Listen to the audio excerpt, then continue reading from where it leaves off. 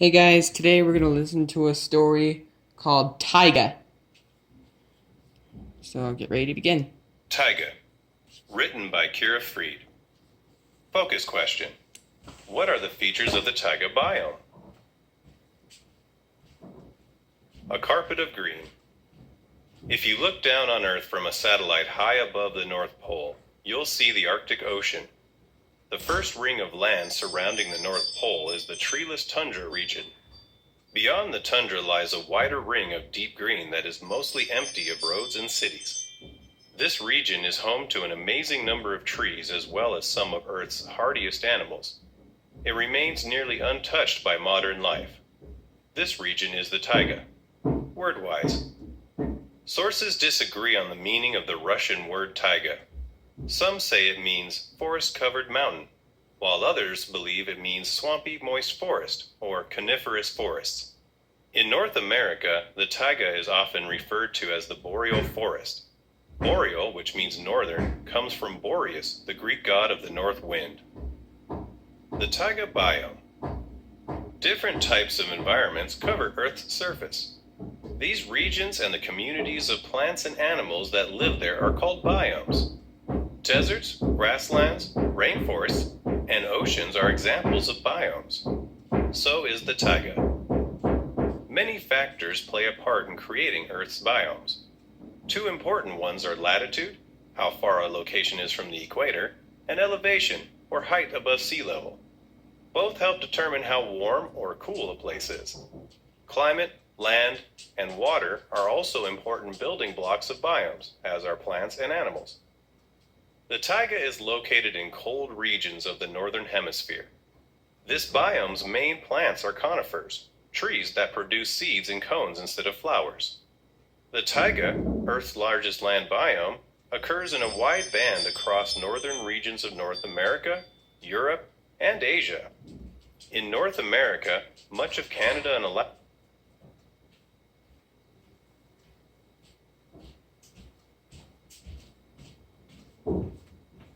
Oops. Uh-oh. Must have turned off for some reason. Alaska are taiga. In Europe, the taiga occurs in small patches in the highlands of Scotland. It then stretches from Norway, Sweden, and Finland all across Russia to the Pacific Ocean. It also extends into parts of China and Mongolia. About 1/6 of Earth's land is taiga.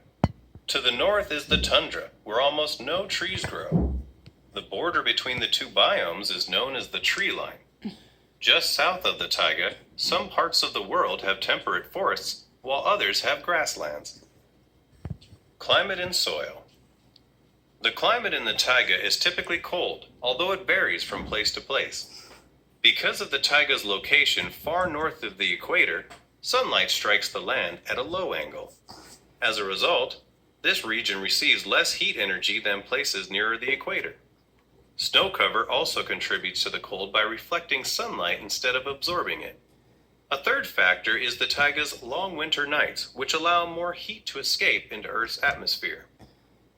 Winters in the taiga are long, cold, and windy. Temperatures are usually below -10 degrees Celsius, 14 degrees Fahrenheit in January, the coldest month.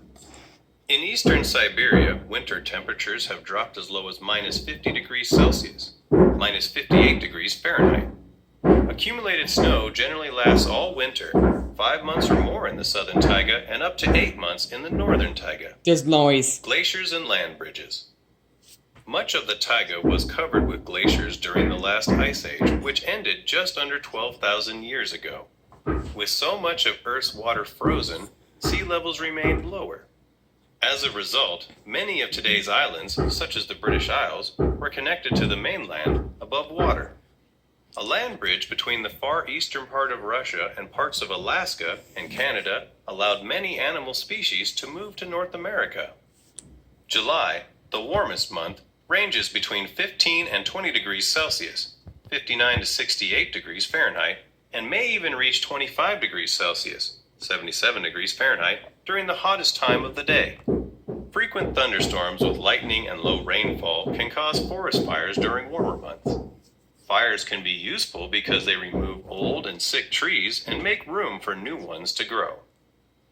Annual precipitation in the taiga is highest in eastern North America and northern Europe, which have many lakes, streams, and wetlands. These areas may receive over 100 centimeters, 39 inches, of precipitation each year. Soils in the taiga are generally cold, shallow, rocky, and nutrient poor. This limits the types of plants that can grow in many places. In warmer areas of the taiga, soils contain more nutrients because organic matter breaks down more quickly. In many parts of Canada, glaciers have scraped the land, leaving the soil too thin for mature forests to grow. Permafrost, permanently frozen ground, or else solid rock lies just below the surface soil in many areas. Neither one allows soil to drain well. For this reason, the taiga has many shallow bogs. Climate change is creating more bogs as the permafrost melts. Permafrost in the taiga. Areas of the taiga with below freezing average annual temperatures may contain permafrost. Many species of trees are unable to grow in these areas, but some, including tamarack and black spruce, can still thrive if the layer of surface soil above the frozen ground is deep enough. Permafrost is common in northern Canada and the Asian portion of Russia. It tends to occur in areas that receive less sunlight, such as the north side of mountain slopes. Taiga plants. Plants in the taiga must survive a short growing season as well as cold temperatures, permafrost, and nutrient-poor soil. As a result, fewer species grow there than in biomes at lower latitudes. The main plants are conifers, including pine, fir, and spruce. Many of these trees are evergreens, which keep their leaves year-round. But tamarack, another common conifer, is deciduous, dropping its leaves in winter. Some flower-bearing deciduous trees, such as poplar and birch, also grow in the taiga, although they're less widespread. Much of the ground cover is mosses, lichens, and mushrooms, which have shallow roots. They don't require much sunlight or water, and they can bear the cold. Some grasses, ferns, and other low plants also grow in the taiga. Plants have several important adaptations for surviving in the taiga. Keeping their leaves all year helps evergreen trees conserve energy and nutrients. Growing new leaves in spring would require more sunlight and soil nutrients, both of which are in short supply. Many cone-bearing trees in the taiga, such as pines, have needle-like leaves with a waxy coating. This leaf design allows trees to conserve water, which may be scarce due to low rainfall or because it's frozen. Needles also protect trees from freezing since they don't contain much sap. Dark green leaves increase heat absorption and help trees take in the sun's energy for use in photosynthesis. Many trees are cone-shaped, with branches that shed snow quickly so the snow's weight doesn't break them. Taiga animals. The cold climate and restricted types of plants limit the kinds of animals that can live in the taiga. Animals that are hardy and well adapted to the challenging conditions. Mammals tend to grow thick fur for insulation, and larger species often have long legs and large feet to navigate in deep snow. The biome's large herbivores include deer, elk, moose, and caribou, also known as reindeer.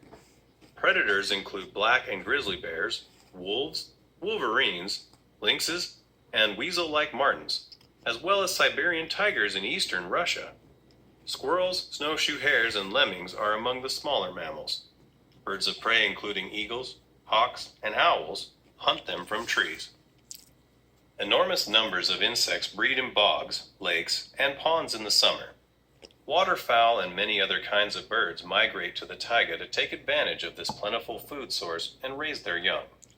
These birds migrate south to warmer regions during the long, cold winters. Woodpeckers, ravens, loons, and chickadees are year-round residents. The taiga is a challenging biome for reptiles and amphibians, which can't regulate their body temperature internally. In spring and summer, some parts of the taiga are warm enough for these animals. They cope with the cold by hibernating in winter, either on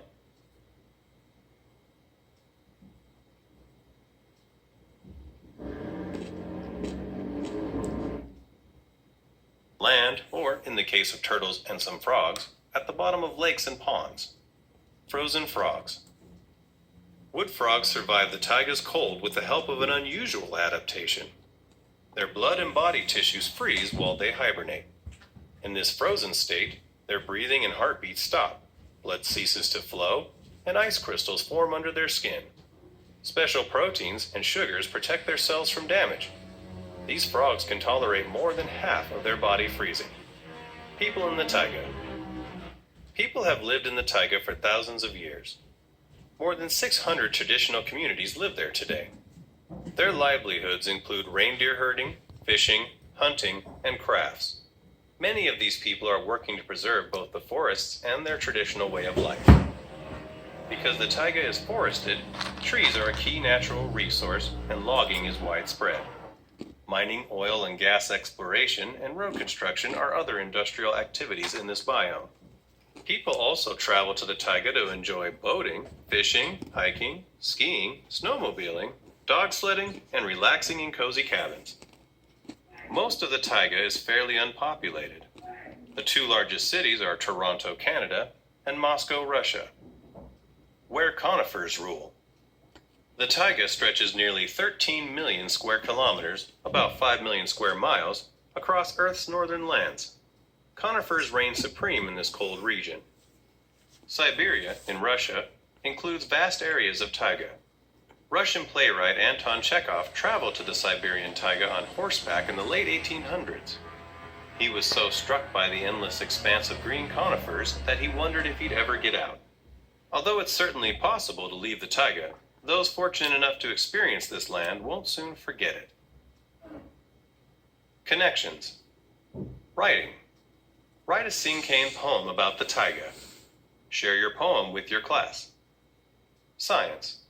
Create a poster about the taiga. Include a map showing its location, information about plants and animals of the biome, and interesting facts. And that's the end of the story.